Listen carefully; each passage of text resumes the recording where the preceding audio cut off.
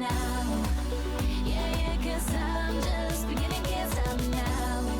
Hello, I'm Grover Silcox. Welcome to Boundless, where we give voice to Good Shepherd Rehabilitation's patients and their families. You'll hear the compelling real-life stories of folks who have braved the trials, triumphs, and tribulations of rehabilitation, and the boundless possibilities that lie on the other side of that journey. Please welcome my guest today, Camryn Raudenbush.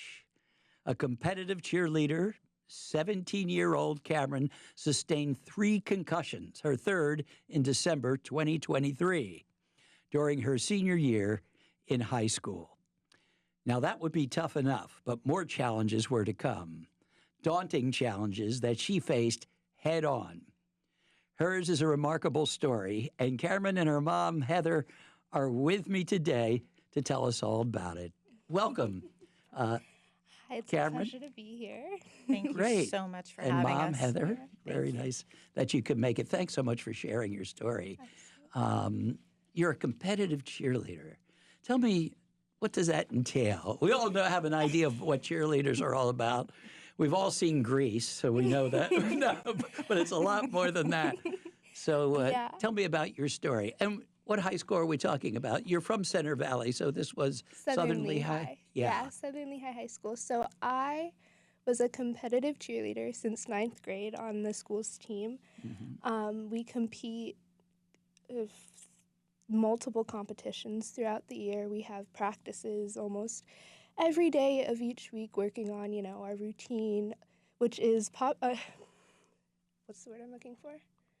Contrary to popular belief, is not just like, pom-poms and yelling. Like, we do a whole bunch of different stunt sequences and tumbling, and we have a cheer as well, but it's mostly like rigorous stunting and tumbling. And Right. It sounds almost like acrobatics in a way, a little. sort of yeah. in that direction, but a lot more physical than just, Yeah. the pom-poms and, And the pom-toms yeah, and the cheering megaphones. the team or whatever. So you're a very outgoing, very proactive person, and you put a lot of that into your cheerleading, of course. Absolutely. So how did this lead to 3 concussions? So my first one was in 8th grade. I just a miscatch and ended up on the ground with my concussion. Right. Now, when you say a miscatch, you were to be caught by another cheerleader? Is No, that- I was throwing a girl in the air, and I got Oh. and I caught her, but Right. she just happened to Land on take your me, head. yeah, Right. take me to the ground. My second one was in September of 2023. Also cheerleading, a girl fell on my shoulder, and my head went the opposite way, which was Right. And what's that experience like for most of us who have not had a concussion? it's very foggy. Like I've had a lot of people. I've been able to piece the story together because of people that have told me what they've seen. Right. But like personally, I don't remember much except it being very hazy and me like not knowing what's going on or not really remembering where I am or I'm supposed to be. December was much different. December was really threw me. This past December, Yeah. 2023. 2023 was my 3rd concussion, which was unlike any concussion that I've ever had. I was at cheer practice. It was a very difficult practice, to say the least. We were getting ready for our last competition, or what the coaches thought would be our last competition of the season.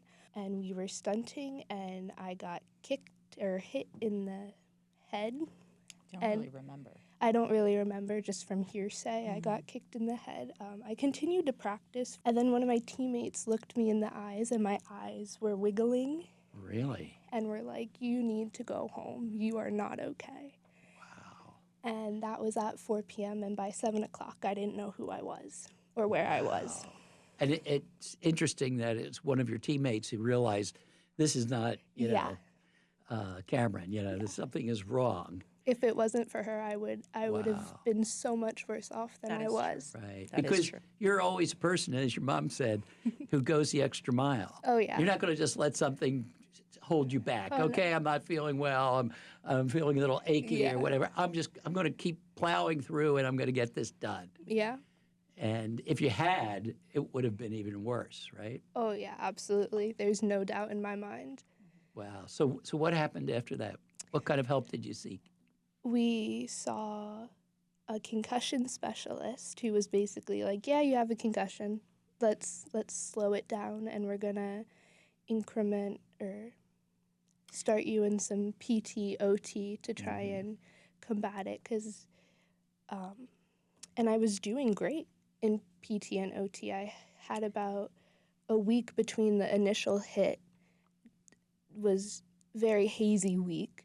Yeah, the injury occurred on a Tuesday, and by Thursday, as a parent, I was extremely concerned because my child was not my child.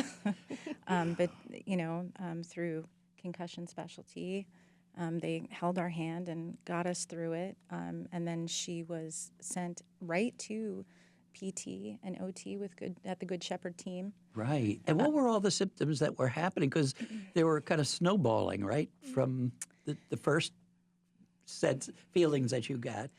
She was lethargic, headache,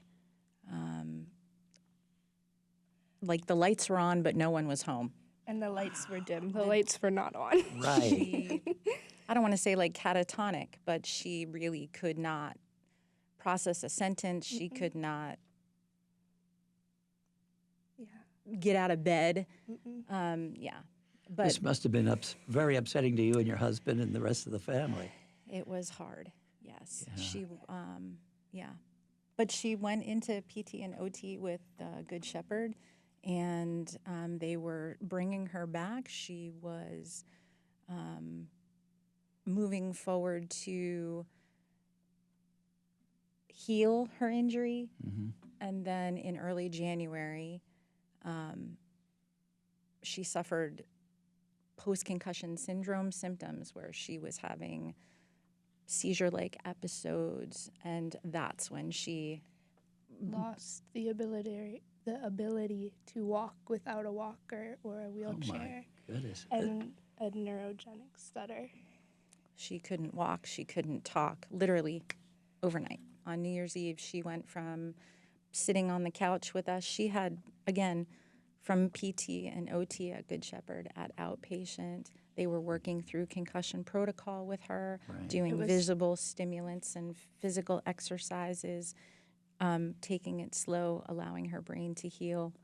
On December 31st, sitting watching Ryan Seacrest ringing in the new year, and within a minute, she went from laughing with us to, I can't see you, I can't speak. It was can't terrifying. stop shaking. It was terrifying. Yeah.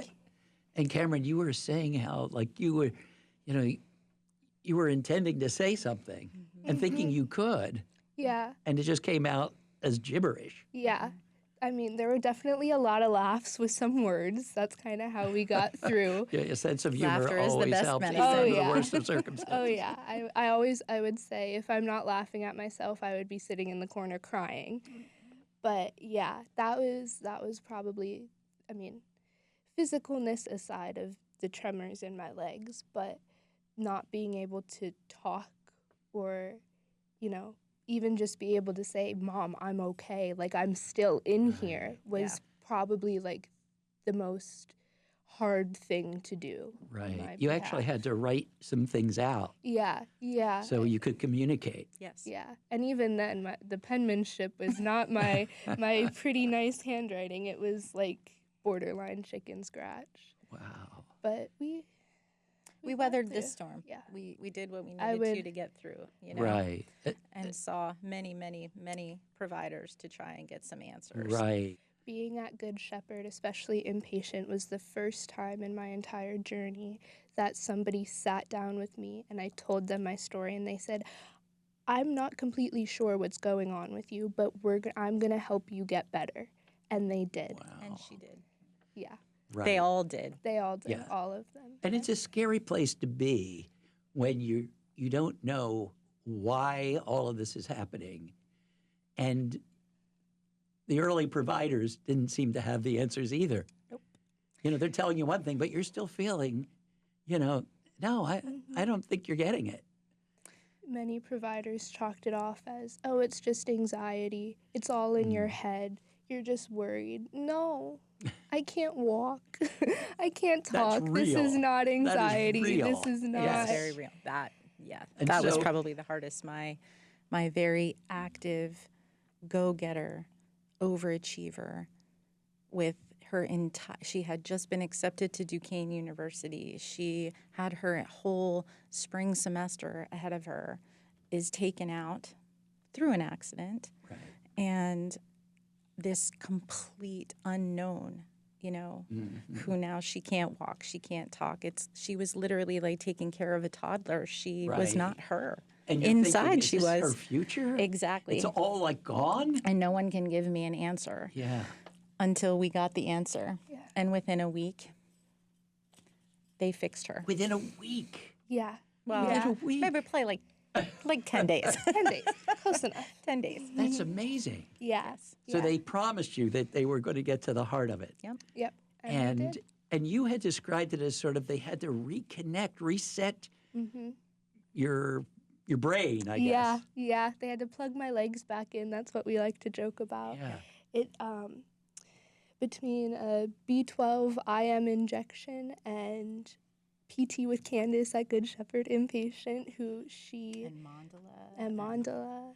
Mandela, they Speech put therapy. some ankle weights on my ankles because I was walking on my toes while I was tremoring, and I got that brain connection of, oh, my heels were not on the ground. And by that night, they came to see me for dinner. I said, I have a surprise for you, and I walked across the room. Oh my. And that is probably one of like the happiest moments of my life to date so Right. far. It's like you're retraining your brain. Yeah, Exactly absolutely. what they did. That's Yeah. amazing. Yes. And to be so young and to experience these kinds of really serious life-changing events has, you know, thank goodness you're the kind of person you are, because, yeah. you know, it could easily, you know, stop somebody else who may be less motivated or, you know, less capable of like overcoming things. Especially with the help of mom and dad. They Right. always, ever since I was younger, taught me see the positive. There's a lesson in everything.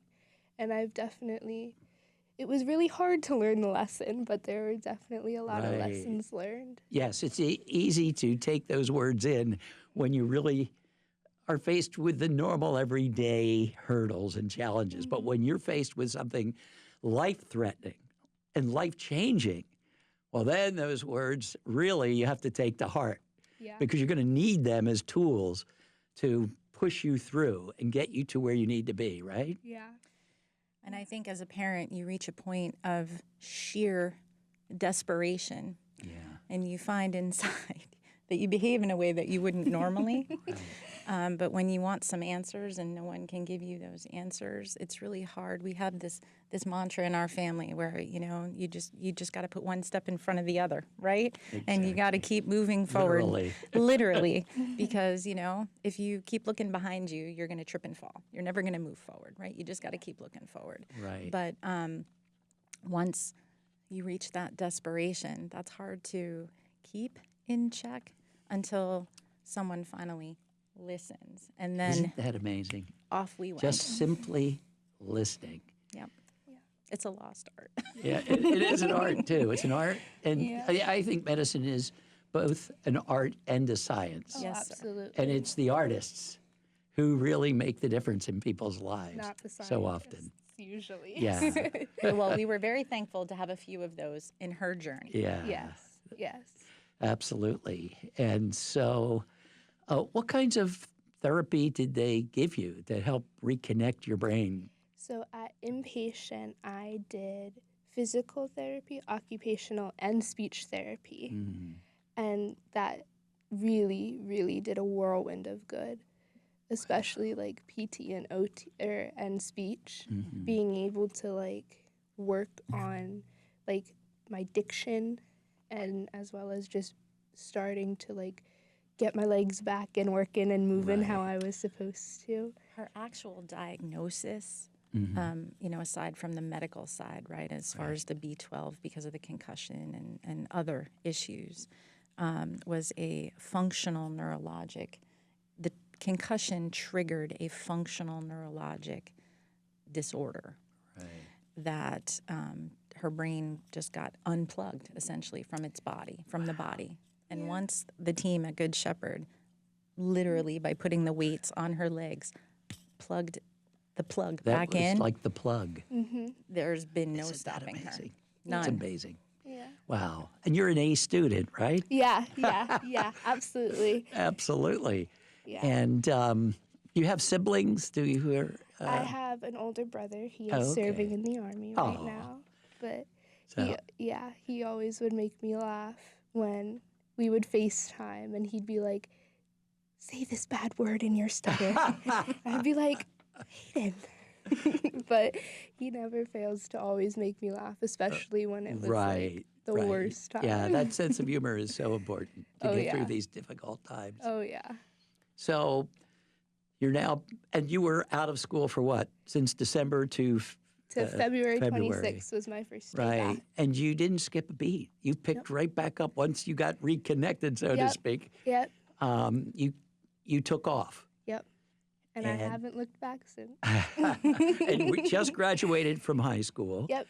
And are already accepted at Duquesne University in Yep. Pittsburgh, where you're going to take part in their nursing program. You're going to be a Yes, nurse. Yes, I'm so ready for that. This journey has definitely shaped where and who I want to be, especially in the nursing aspect, like being like a pediatric neurological nurse or a neurology nurse. I think that I would just have that ability to connect with patients and Yes. parents of like, it's okay, we will figure out what's going on. Because those nurses at the hospital when I was in, Right. the support they not only showed for me, but also my parents was phenomenal. Right. It's really kind of amazing how someone who inspires you can set you off in a direction.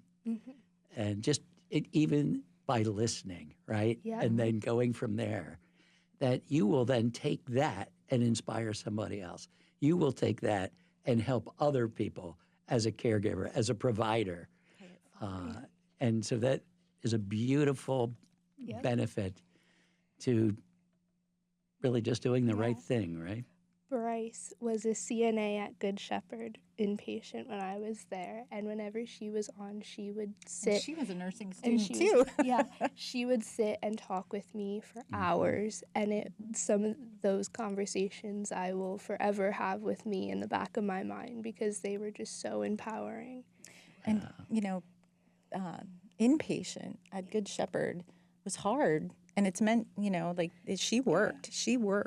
And she was there by herself. We could have, but we didn't stay with her. She was doing the work by herself, and the entire team would come and just make sure not only that her physical needs were met, but her emotional needs were met and her mental needs were met. Right. It's all part of it. They absolutely. Right. Well, I have a feeling that while the folks at Good Shepherd may have inspired you, I think you inspired them as well. And when you see a young person like yourself with such ability and such focus and so positive, which you obviously got from your mom and dad, Oh yeah, absolutely. that it is inspiring to see. And we often hear about, the youth of today. I think every generation has been saying that since time immemorial. Yeah. But, it is inspiring to see a young person who has everything in front of her and has everything that it takes to succeed at whatever she sets her mind on. And I can see that's going to happen for you. And you know what? There are going to be a lot of people who are going to benefit from that, the people you're going to take care of. I hope. So I want to thank you both, Camryn and Heather. Thank you. Thank you so for much. having us. Oh, yes, and continued success.